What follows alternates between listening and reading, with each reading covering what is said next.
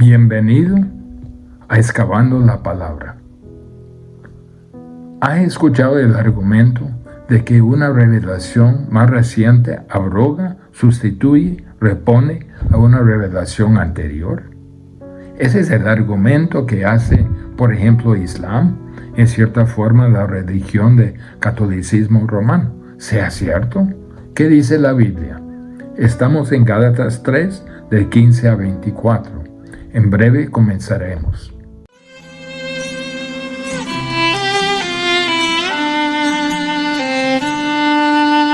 Oh gran Dios altísimo, reina en mi corazón.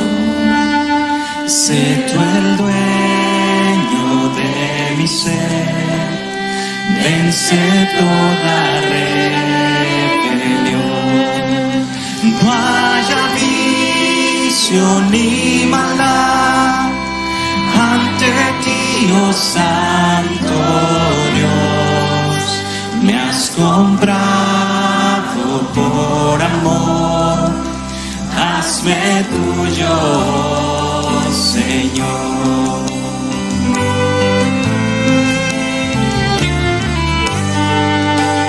Mi pecado me cegó, no escuchaba yo tu voz, ignoraba tu amor, me alejé de ti, Señor. Mas tu Espíritu me dio vida y tu palabra obró. A tu Hijo conocí, su evangelio me salvó.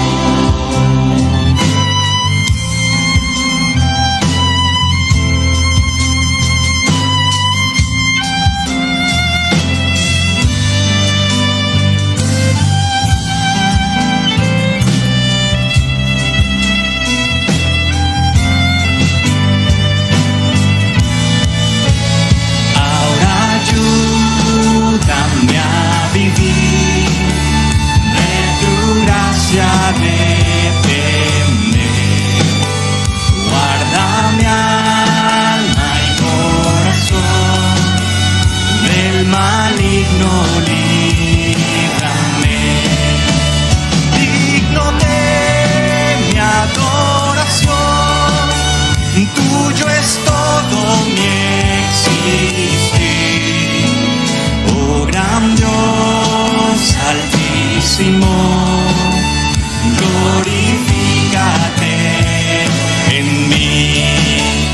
Digno de mi adoración, tuyo es todo mi existir. Oh gran Dios altísimo, glorifícate en mí.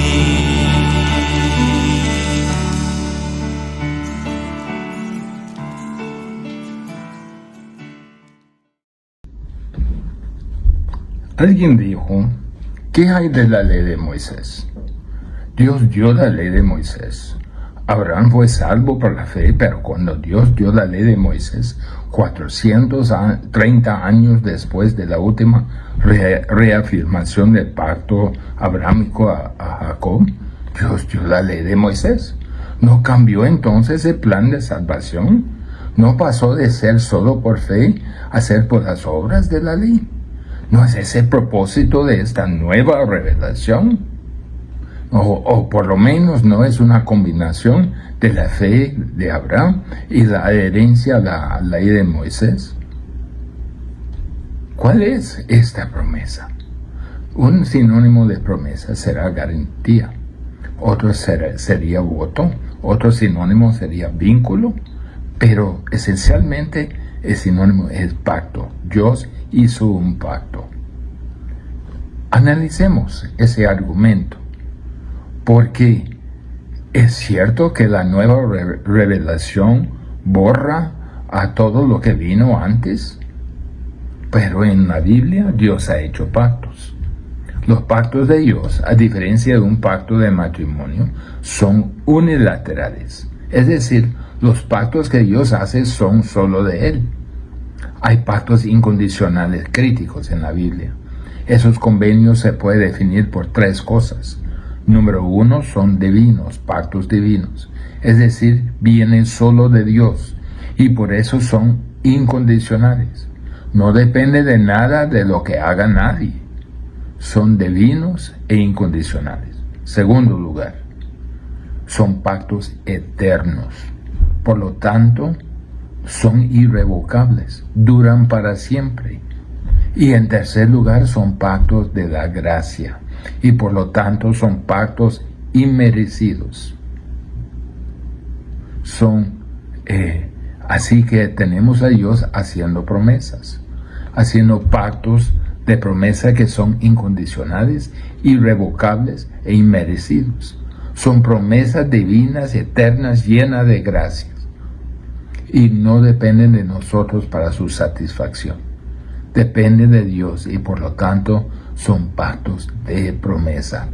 Y debemos recordar que los pactos de promesa son superiores al pacto de la ley. El propósito de la ley tiene que ser otra. La promesa de Dios, en primer lugar, es superior a la ley porque ha sido confirmado por Dios. En Gálatas 3:15 dice, hermanos, hablo en términos humanos.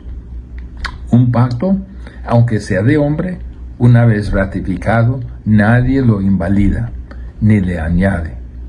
Pablo empieza con hermanos. No está hablando de inconversos aquí. Pablo está hablando a creyentes que han sido hechizados por este argumento. No es que no creyeron en el verdadero evangelio.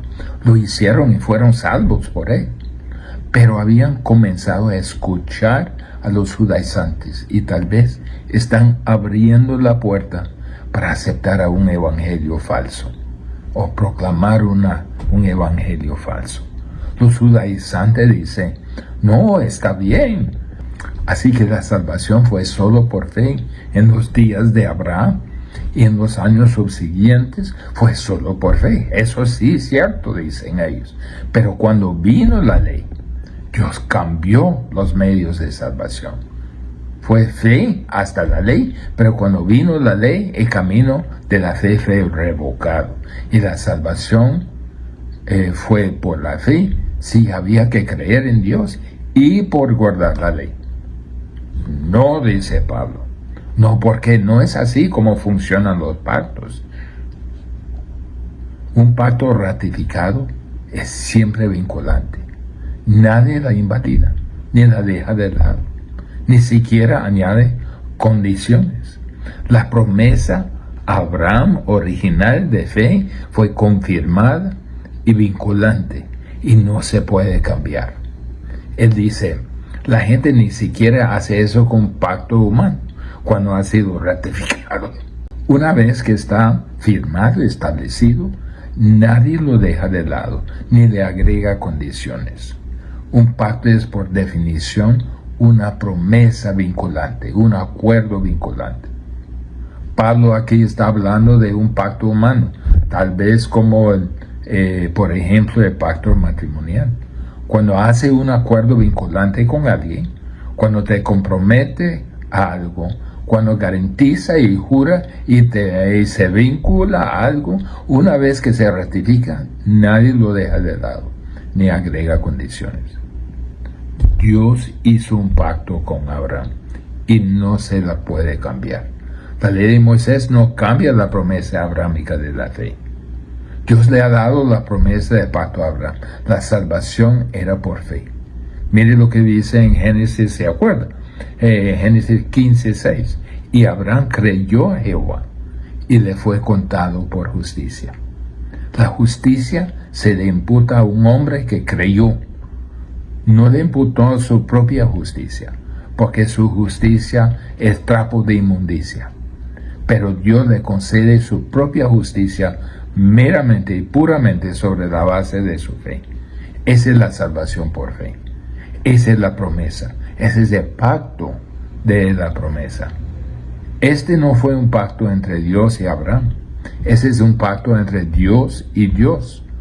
De nuevo, es unilateral, es divina y por lo tanto es irrevocable.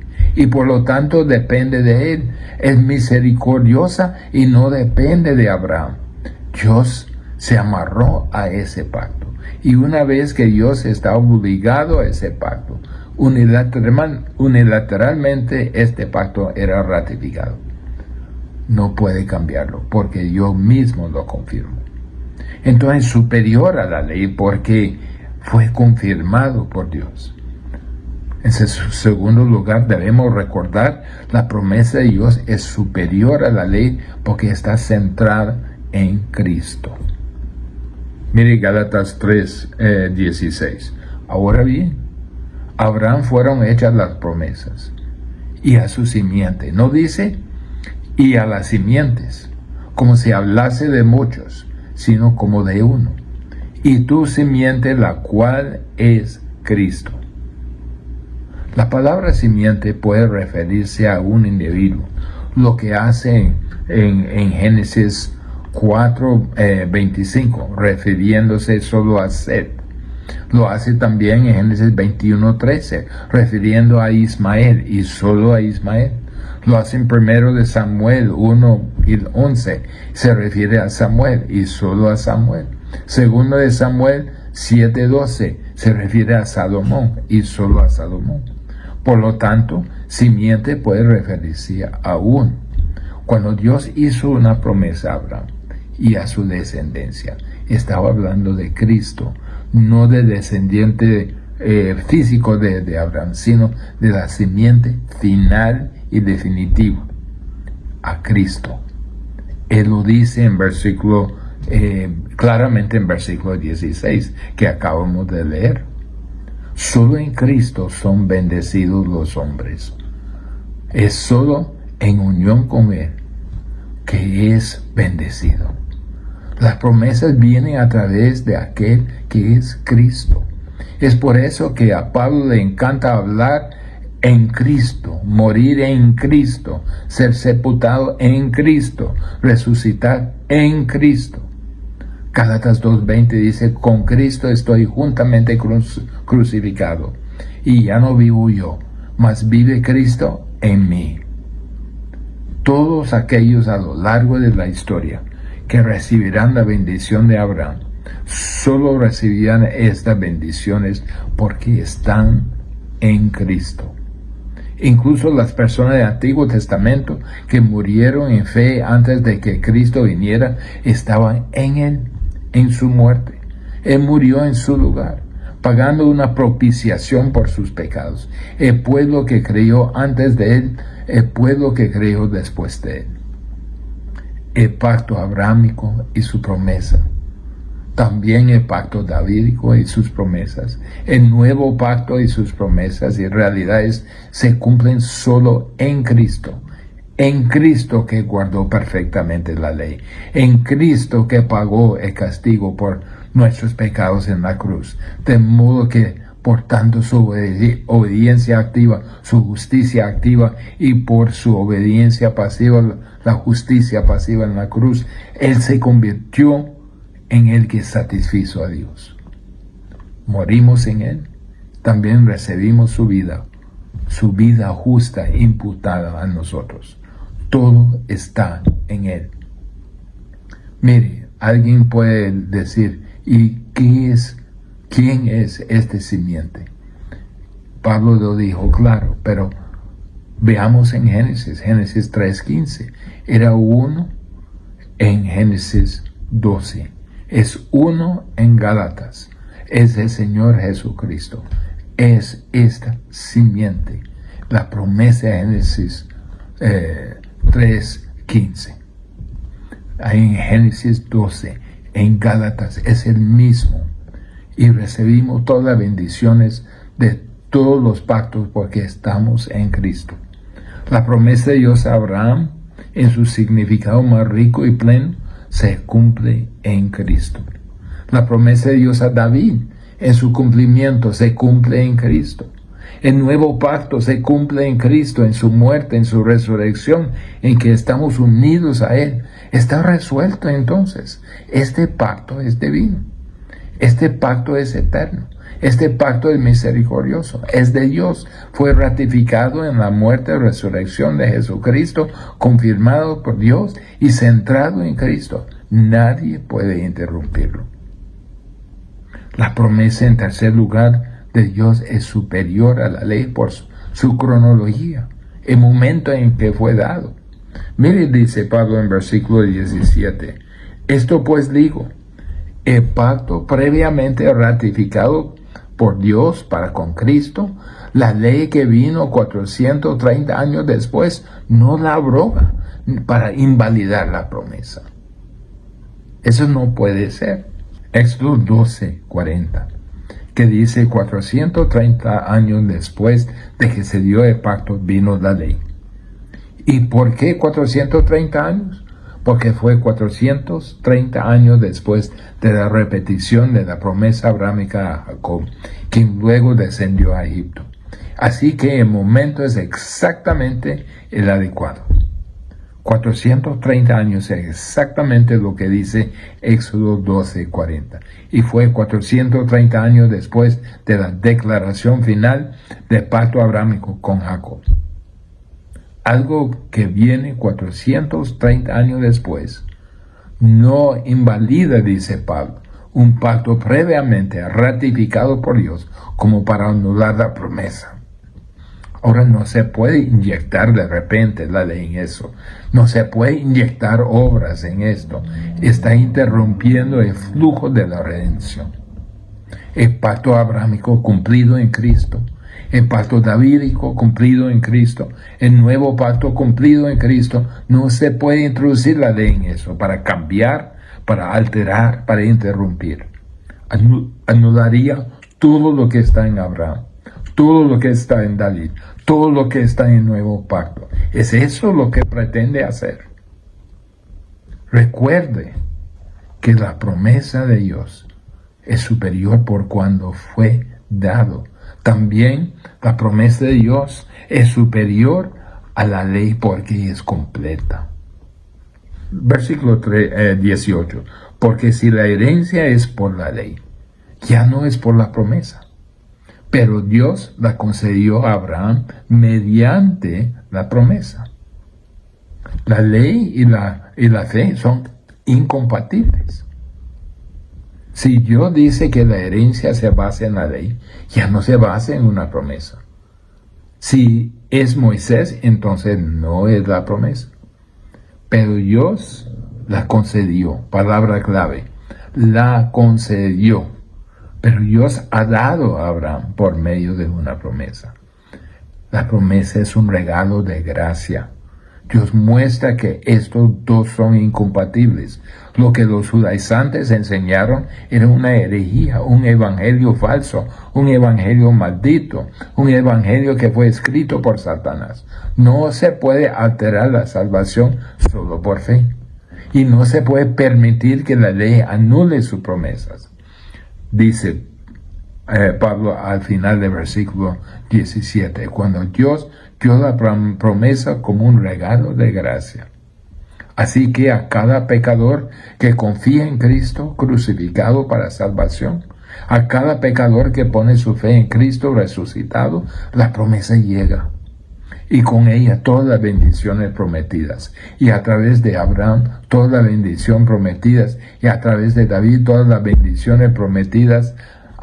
Y a través del nuevo pacto, todas las bendiciones que vienen de Dios. Exigir la ley, exigir la circuncisión, es retroceder en la historia y anular el plan de Dios. La ley dice, haz esto y vive, o haga esto y vive. Haga esto y vivir.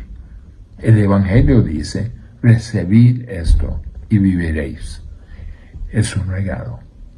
La ley es inferior a la promesa, porque tiene un propósito inferior. Gálatas 19. Entonces, ¿para qué sirve la ley? fue añadida a causa de las transgresiones, hasta que viniese la simiente a quien fue hecha la promesa, y fue ordenada por medio de ángeles en mano de un mediador. ¿Por qué entonces la ley? Toda la gama de la ley que de Dios nos da una imagen de justicia completa de Dios y de todo lo que le ofende, de todo. Y no son solo comportamientos, son también las actitudes. El primer propósito de la ley es definir el pecado. Y Pablo dice, sí, para mí define el pecado. El segundo propósito es excitar el pecado. Es decir, la ley despertó en mí la codicia. Romanos 7, cuando Dios dice, no haga esto, algo en nuestra naturaleza caída lo hace más atractivo. Lo que no está prohibido. Así que la ley no solo define el pecado, sino que tiene una manera de excitar el pecado en nosotros. La ley también declara que el pecado no es solo algo malo por lo que nos hace a nosotros y a otra persona, sino es malo porque es rebelión contra Dios. La ley dice, ahí está Dios, y Él tiene voluntad, Él tiene reglas, Él tiene normas, y si los quebranta, está bajo la condenación divina. Estamos en rebelión contra Dios, a quien ofendemos continuamente. ¿Quién nos hará responsables de esas ofensas y nos castigará? ¿Para qué sirve la ley? Fue añadida a causa de las transgresiones, o mejor dicho, para manifestar las transgresiones. Ahora bien, ¿existían transgresiones antes de la ley? Antes de que Moisés recibiera la ley en monte Sinaí, ¿existió el pecado? Por supuesto, todo camino de regreso a la caída, porque la gente no tenía una definición completa de pecado, pero realmente no entendían completamente la revelación de la santidad de Dios para que entendieran que estaban en rebelión contra Él al violar su ley, pero tendrían un sentido porque había religión, incluso había sacrificios ofrecidos a Dios antes de la ley. Pero hay una cosa que la ley hizo que no se había hecho. Y esto es lo que es. La ley demostró, cuando fue dada, que no podía salvar a nadie. Dáselo a las mejores personas, a las personas que fueron elegidas por Dios, que tuvieron a Dios en su historia, cuya identidad estaba conectada a Dios. Tenían las mejores circunstancias, las mejores condiciones, las mejores conexiones con Dios. Dale a ellos la ley y mire si puede salvarse. ¿Y qué hicieron? Devastaron la ley de Dios. Éxodo 24, todos dicen, obedeceremos. Todo lo que Jehová ha dicho, eso haremos. Pero desobediencia, deserción, apostasía, juicio, exilio. La historia de Israel lo demuestra y que la ley no puede salvar. Ese es el punto. Por eso había que poner la ley por escrito. En su absoluta justicia, la ley es santa, justa y buena. Se le puede dar a las personas con más potencial y no pueden ser salvos por ella. Ya sea que se trate de la ley establecida en sus detalles o de que sea la ley resumida en los 10 mandamientos, ni siquiera pueden guardar el primer mandamiento. Amar al Señor su Dios con todo su corazón, con alma, y mente y fuerzas. No pueden guardar el mandamiento de no tener otros dioses, de no hacer ídolos. Hicieron todo esto y causaron estragos en el resto de los 10 mandamientos. La ley fue dada para demostrar al mundo entero que nadie puede ser salvo por la ley. El propósito de la ley es inferior. No es para curar el pecado, es para maldecir al pecador. Gálatas 3:24. Brincamos a 24.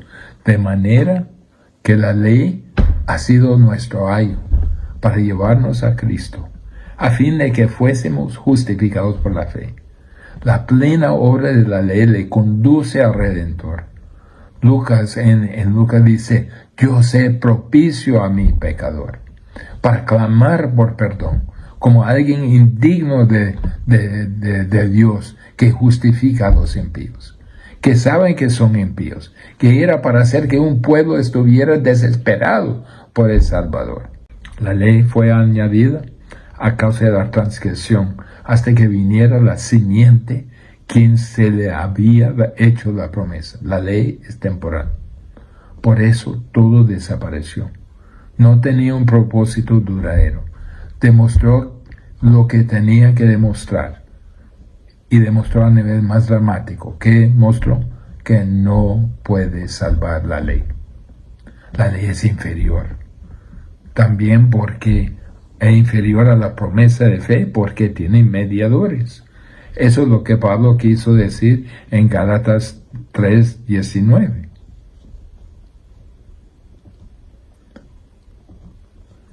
Dice entonces, ¿para qué sirve la ley? Fue añadida a causa de las transgresiones, hasta que viniese la simiente a quien fue hecha la promesa, y fue ordenada por medio de ángeles en mano de un mediador. Regresemos a Dios. Esa es su ley. Su santa ley que llega a los ángeles, de los ángeles a Moisés, de Moisés al pueblo. Fueron mediadores. Moisés baja de la montaña, él tiene la ley. Así que tiene mediadores. Es inferior a las promesas, la promesa de fe, debido a sus mediadores creados. Los ángeles son seres creados. Moisés era solo un hombre. Son inferiores.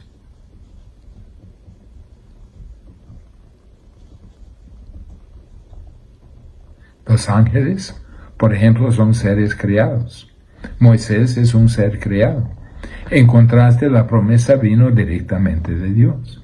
La promesa llegó y dice en Génesis 12, y Jehová le dice a Abraham, y luego Jehová hablaba otra y otra vez con Abraham. En capítulo 18 de Génesis, el Señor viene a cenar a la casa de Abraham. Le habla como a un amigo, porque esto es promesa. Esto no es una amenaza. Es la promesa divina, eterna y misericordiosa de la salvación. ¿Quiénes fueron los mediadores? Miremos cuando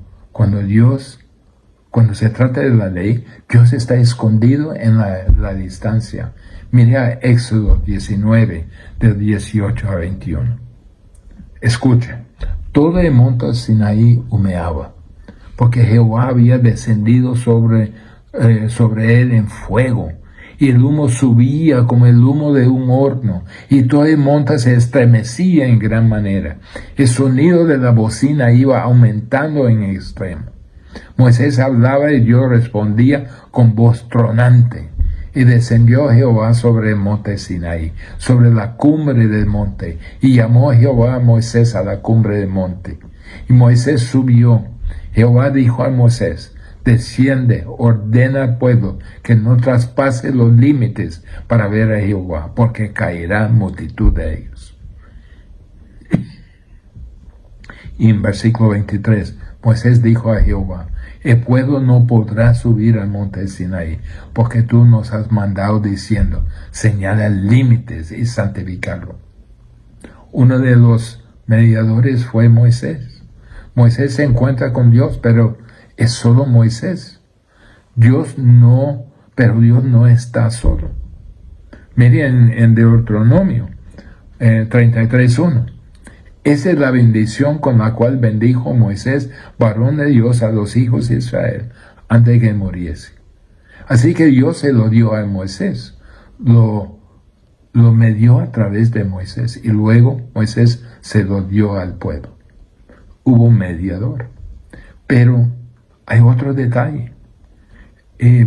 Vea conmigo, esta es una imagen de Dios descendiendo para dar la ley, con miles y miles de ángeles y relámpagos brillantes y aterradores. Pero cuando Dios vino a Moisés Como dice Jehová, vino de Sinaí, y de Seir les esclareció, resplandeció desde el monte de Parán, y vino entre 10 millares de santos, o digamos ángeles, con la ley de fuego a su mano derecha. Moisés quería ver a Dios, y Dios dice: no podrás ver mi rostro, porque no me verá hombre y vivirá. Así que lo mete en una montaña y deja pasar un poco de su resplandor. Pero Dios estaba escondido en la entrega de la ley. Incluso Moisés solo ve a Dios en esos términos terribles y temibles. Salmo 68, 17. Los carros de Dios se encuentran por veintenas de millares, y el Señor viene del Sinaí a su santuario. Eso es como vio a Dios de lejos. Pero otros mediadores dice de ángeles, de Dios a los ángeles, de los ángeles a Moisés, de Moisés al pueblo. Mire lo que dice en Hechos 7:38. Esteban estaba predicando, hablando de Moisés.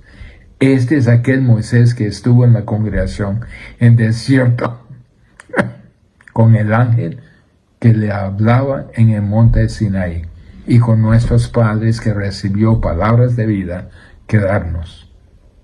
Esteban dice en ese mismo capítulo: vosotros que recibiste la ley por disposición de ángeles y no la guardaste. Fueron dados de Dios a ángeles, de ángel al Moisés, de Moisés al pueblo. Hebreos 2:2-3. Porque si la palabra dicha por medio de los ángeles fue firme, y toda transgresión y desobediencia recibió justa retribución, ¿cómo escaparemos nosotros si descuidamos una salvación tan grande? La ley fue a través de mediadores. La promesa no necesita un mediador. La promesa es de primera mano de Dios. La promesa de salvación por fe es tan preciosa para el corazón de Dios que Él vino directamente a Abraham. Él viene directamente a cada persona que cree. Esto es lo que hace que el catolicismo romano sea tan horrible, aberrante. Mediadores por todas partes, sacerdotes, santos, María, todo tipo de mediadores falsos en todas partes. Gálatas 3:20. El mediador no lo es de uno solo, pero Dios es uno. Dios no necesitó un mediador para traernos su promesa, porque es un pacto que Él hizo consigo mismo.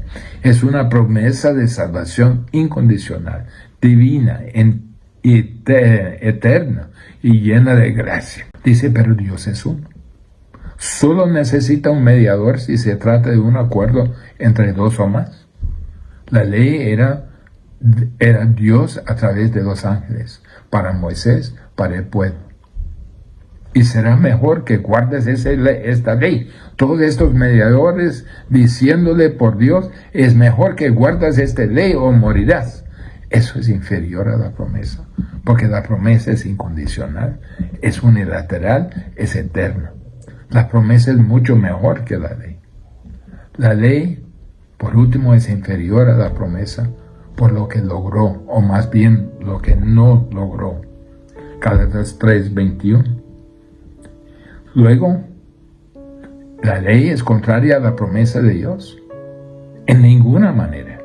Porque si la ley dada pudiera vivificar, la justicia fuera verdaderamente por la ley. La ley no puede traer vida. La historia de Israel, la historia de la ley demuestran que eso no sucede. La ley nunca fue capaz de impartir la vida espiritual, la vida eterna. Si hubiera podido, entonces la justicia se habría basado en la ley, por lo que podía hacer los hombres. Pero la presencia de la ley, a lo largo de todos estos siglos, demuestra lo contrario. Como dice en 2 Corintios 3:6, la letra o la ley mata, mas el Espíritu vivifica. ¿Está en conflicto la ley? No, de ninguna manera. Ninguna ley puede dar vida, De ser así, entonces la justicia ciertamente se habría basado en la ley, pero lo que sale de la ley no es justicia, sino condenación, injusticia. Por eso Pablo dice, ay miserable de mí. Gálatas 3:22 lo termina, mas la Escritura lo encerró todo bajo el pecado, para que la promesa que es por la fe en Jesucristo fuese dada a los creyentes. ¿Qué hizo la ley? Nos metió en la cárcel, nos encerraron. El versículo 23 dice que nos puso en custodia, nos tomó prisioneros. Eso es lo que hizo la ley. El pecado es el carcelero, nos encadenó, y cada pecado que cometemos aprieta las cadenas, hasta que al fin son completamente aplastadas. No, la ley no es un camino alternativo de salvación en conflicto con la fe. La ley tomó a todos presos. ¿Se acuerda Gálatas 3:10? Maldito todo aquel que no permaneciera en todas las cosas escritas en el libro de la ley para hacerlas, a fin de que la promesa por la fe en Jesucristo sea dada a los que creen. Lo está consiguiendo. Salvación por la fe para los que creen. La confianza sencilla abraza todas las promesas de Dios cuando abraza a Cristo. Hasta que la ley, la conciencia y la obra del Espíritu no nos haya aplastado.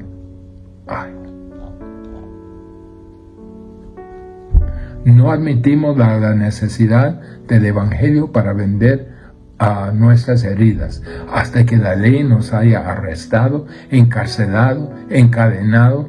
No anhelaremos a Cristo, que nos hará libres, hasta que la ley no nos haya sentenciado, condenado, ejecutado. Pero una vez que lo hizo, corremos a Cristo para recibir una nueva vida.